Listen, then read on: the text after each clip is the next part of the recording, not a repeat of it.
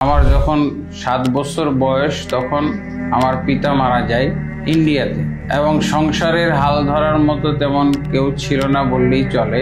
একজনই ভাই ছিলেন, তাও তিনি পরিবার নিয়ে ভিন্ন হয়ে যেতে বাধ্য হন, কারণ তার স্ত্রী বাংলাদেশে, কাজে তিনি বাংলাদেশ চলে আসেন। ইন্ডিয়াতে থেকে যায় বাকি সব ভাই বোনেরা। তো কেউ তখন ইনকাম কম ছিল না, সবাই পড়ালেখার মধ্যে ছিল অথবা পড়ালেখা বন্ধ ছিল। তো আমার 7 বছর বয়স, তখন বাড়ির পাশে মসজিদ বা মক্তবে যাতায়াত করতাম।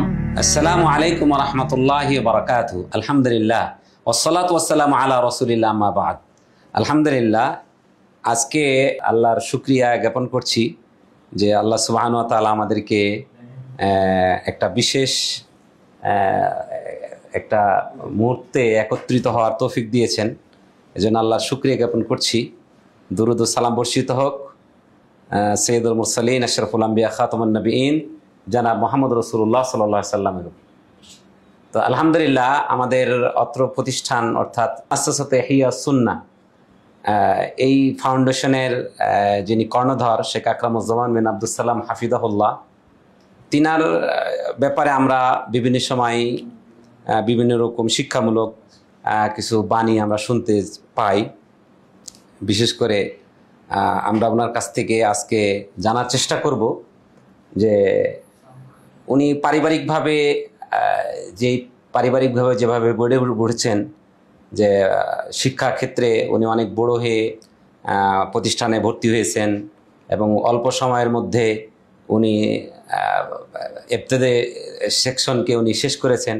তা আমরা এখান থেকে ওনার কাছ থেকে জানবো যে কিভাবে তিনি অল্প সময়ের মধ্যে তিনি বড় হয়েও এরকম উচ্চমানের লেখাপড়া করতে তিনি পেরেছেন, তার কিছু ইতিহাস আমরা জানার চেষ্টা করব ইনশাআল্লাহ।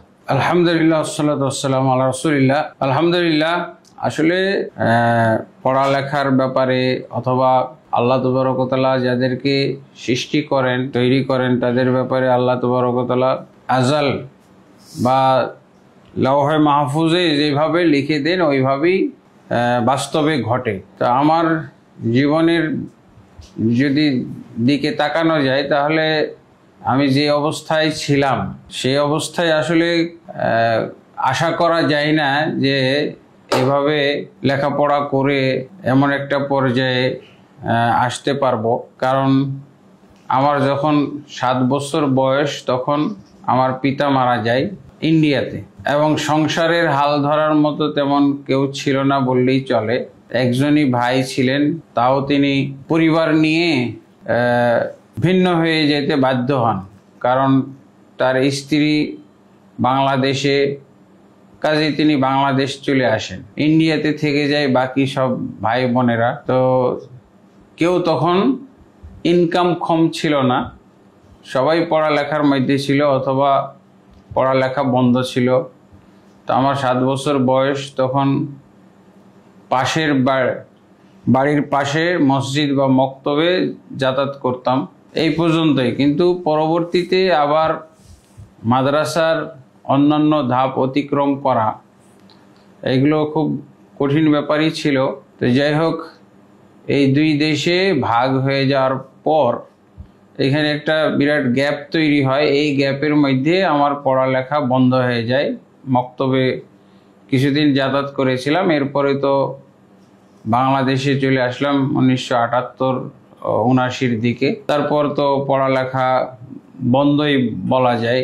এরপর আমার এক ভাই, তিনি ছিলেন মুদ্দাসসির আল ফুরকান, পারিবারিক নাম মোহাম্মদ ইলিয়াস, কিন্তু উনি এই নাম চেঞ্জ করে মুদ্দাসসির আল ফুরকান রেখেছিলেন।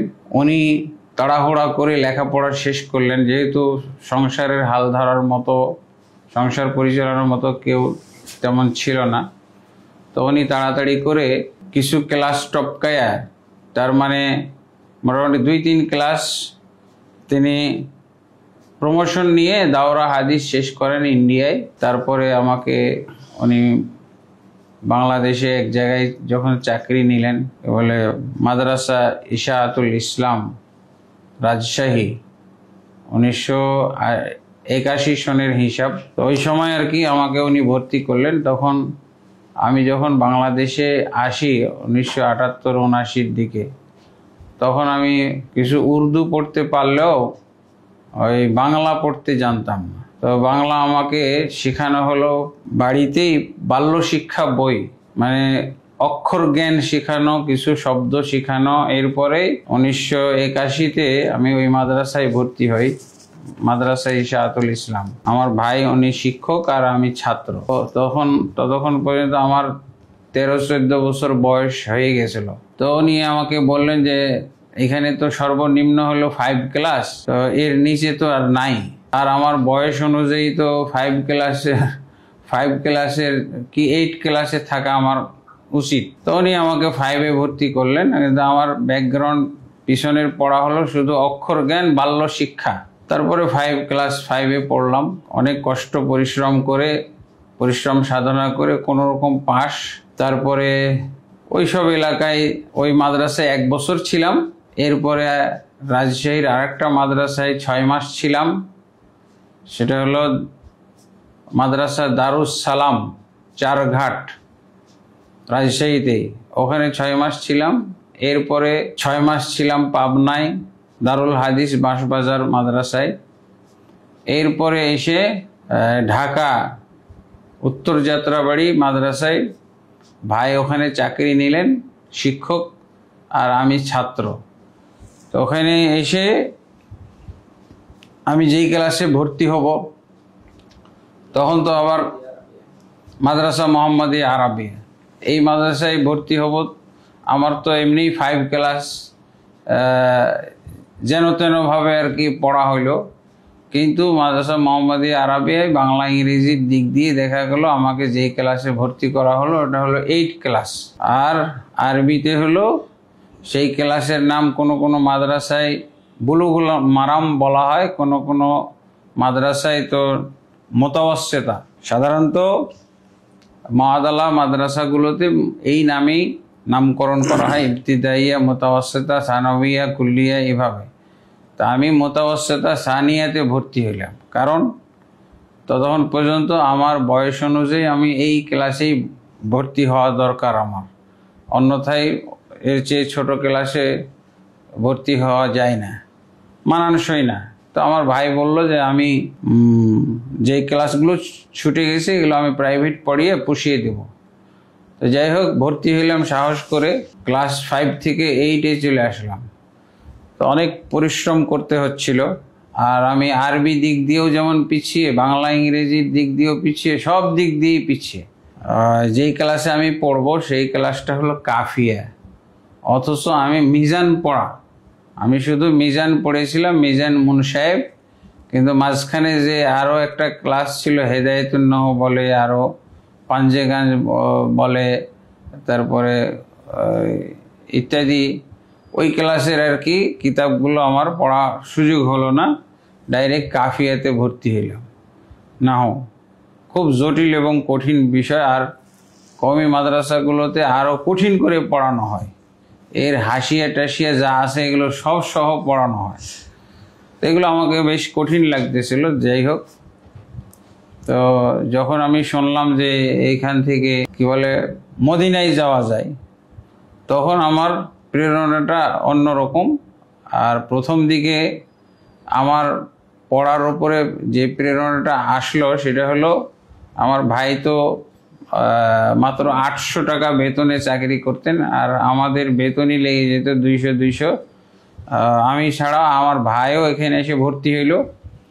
তো মোটামুটি 400 মোজাম্মেল হক, তো উনিও ভর্তি হইলেন। দুইজনের বেতন লাগতো 200 করে অথবা 250 করে, 500।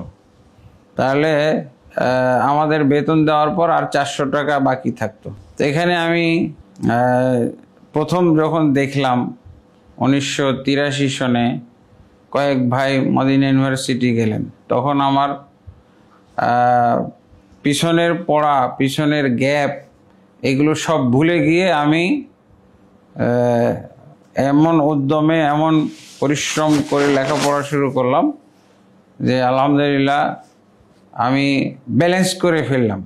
এইসব ক্লাসের সাথেও এই ক্লাসের সাথে ব্যালেন্স করে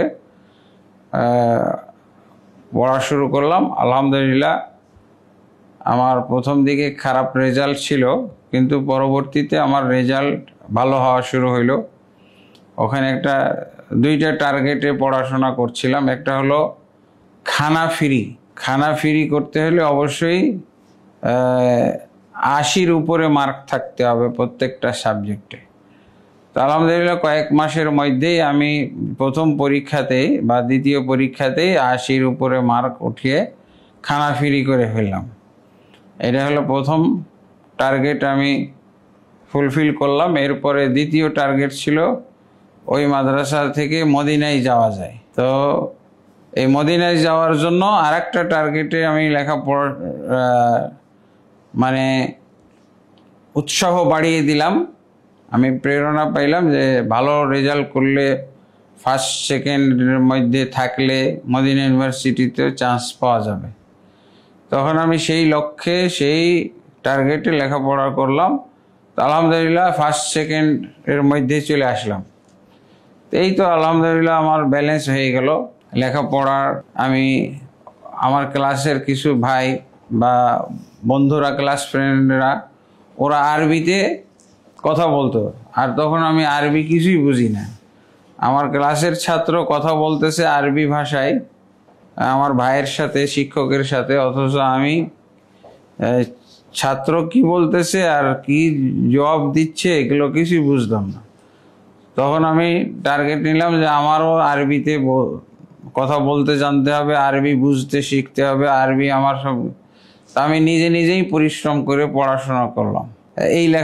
এই পর্যায়ে লেখাপড়া করতে হলে অনেক সময়ের দরকার, কিন্তু সেই শিক্ষকও আমি পাই নাই, আর সেই ধারাবাহিকতাও আমি রক্ষা করার সুযোগ পাই নাই।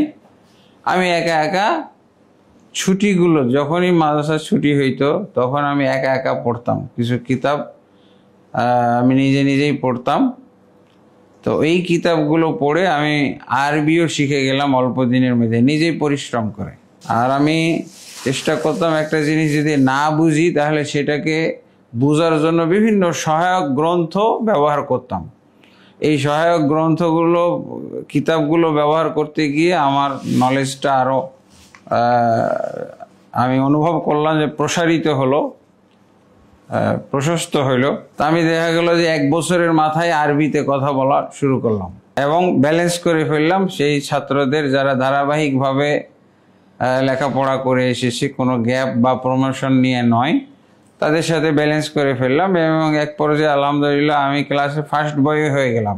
তো এইভাবেই আমি লেখাপড়া করেছি। এবং যখন দাখিল পরীক্ষা 85 সনে আমি প্রথম দাখিল পরীক্ষায় দেই, তখন আমি দাখিল পরীক্ষা দেওয়ার সময় শুনলাম যে আরবিতে যদি অ্যান্সার করা যায় তাহলে নাকি ভালো মার্ক পাওয়া যায়।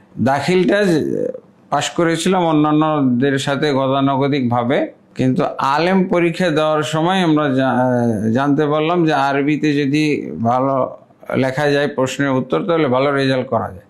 তখন আমি ওই বাংলা সাজেশনগুলোকে আরবিতে অনুবাদ করা শুরু করলাম, নিজে আরবিতে অনুবাদ করি আর সেগুলো মুখস্থ করি। দেখা গেল যে আমার যারা সহপাঠী আমার সাথে পরীক্ষা দেয় তারাও আমার থেকে এই আরবি নোটটা নিয়ে তারা সহযোগিতা নিল, আমার এই আরবি নোট।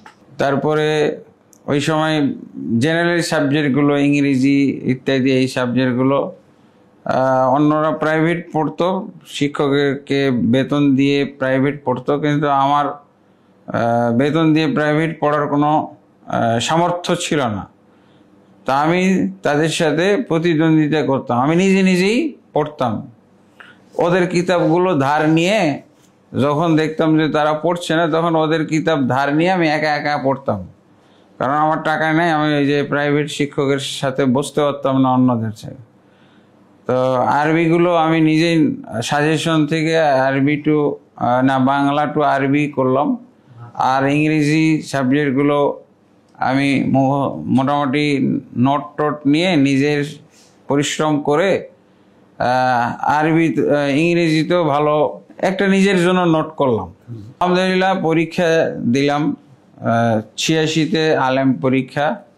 তো আলেম পরীক্ষায় শুধুমাত্র আমি ফার্স্ট ক্লাস পাইছিলাম, আমার সহপাঠীরা আর কেউ পাই নাই। আমার তখন থেকে একটা মনোবল তৈরি হলো এবং আরবিতে একটা কি বলে যোগ্যতা তৈরি হলো। দিয়ে আমি প্রথম এই মাদ্রাসার ইতিহাসে প্রথম আমি আরবিতে দেওয়ালিকা বের করি, ছাত্রদেরকে নিয়ে, ছাত্রদেরকে উৎসাহিত করে। শিক্ষকেরা কয়েকজন শিক্ষক ছিলেন যারা আরবিতে আমাদেরকে উদ্বুদ্ধ করার চেষ্টা করতেন। আব্দুল মতিন সালাফি সাহেব ছিলেন, আর একজন ইন্ডিয়ান ছিলেন আলেম, উনিও মাদানি, উনিও মাবউস। তো তারা উৎসাহিত করেছিলেন এবং তাদের উৎসাহ নিয়ে আমি ওইভাবে তাদের উৎসাহের তালে আমি অগ্রসর হইতে থাকি। দিয়ে আরবিতে আমি একটা দেওয়ালিকা প্রকাশ করেছিলাম, সেটার নাম হলো আল ইরশাদ। এখনো সেই নামই আছে, আল ইরশাদ আমি নাম দিয়েছিলাম, কারণ ওটার বাংলা ছিল, সেই বাংলার আরবি করেছিলাম। বাংলাতে দিশারি নামে বাংলা দেওয়ালিকা বের হইতো, আমি ওইটাকে আরবিতে আল ইরশাদ হিসেবে বের করেছিলাম। তো এটা বেশ সবার জন্য প্রেরণার কারণ হয়েছিল। আরবি শিখার একটা জোয়ার তৈরি হয়েছিল আমার মাধ্যমে। আমি নিজেই আরবি কিছু জানতাম না, নিজের পরিশ্রম করে আলহামদুলিল্লাহ শিখে তারপরে অন্যদেরও আমি প্রেরণার একটা উৎস হয়ে গেছিলাম। তো আলহামদুলিল্লাহ এই ছিল আর কি মাদ্রাসা, বাংলাদেশের মাদ্রাসা পর্যন্ত পড়ার একটা অবস্থা। এরপরে আলহামদুলিল্লাহ মদিনা ইউনিভার্সিটিতে গেলাম, সেটাও লম্বা ইতিহাস, এটা হয়তো পরে কখনো অন্য পর্বে বলবো। আসসালামু আলাইকুম রহমতুল্লাহ বরকাতুহু।